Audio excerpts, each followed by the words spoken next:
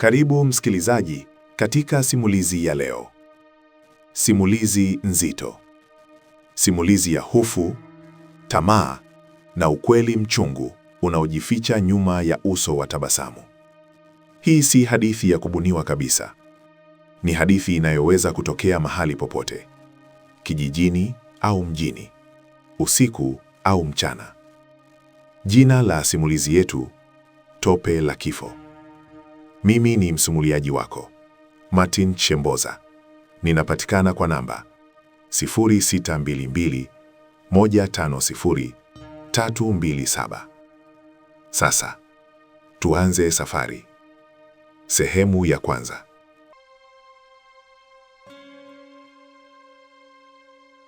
Alipoamka asubuhi ile, Musa hakuamka kama mtu wa kawaida. Aliamka akiwa na maumivu makali ya kichwa, mwili mzito na moyo uliokuwa unapiga kwa kasi isiyo ya kawaida.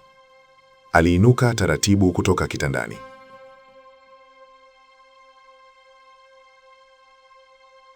Musa akizungumza mwenyewe. Mbona leo kifua kinanibana hivi? Alipotaka kusimama, miguu ilimsaliti. Akalazimika kukaa tena. Mke wake, Rehema, akaingia chumbani. Rehema: Musa, mbona hujaamka mpaka sasa? Watoto wanachelewa shule.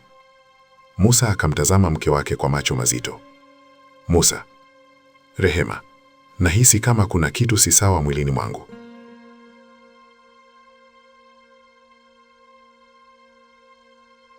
Rehema akamkaribia. Ulienda wapi jana usiku?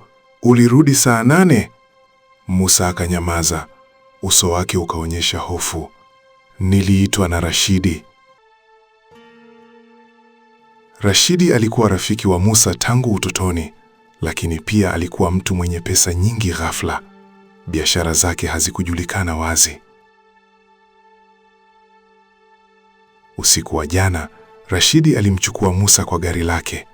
Musa, kuna kazi ndogo tu, utapata hela ya kubadilisha maisha. Kazi gani hiyo Rashidi? Unajua mimi sipendi mambo ya giza. Rashidi akacheka.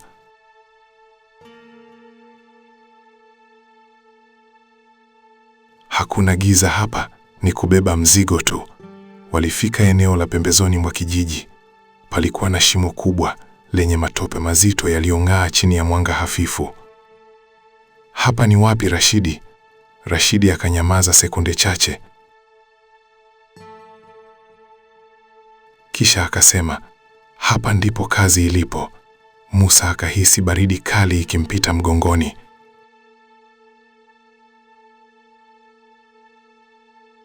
Ndugu msikilizaji, usikose sehemu ya pili ya Tope la Kifo. Simulizi yenye hofu, tamaa na ukweli mchungu unaojificha nyuma ya uso wa tabasamu.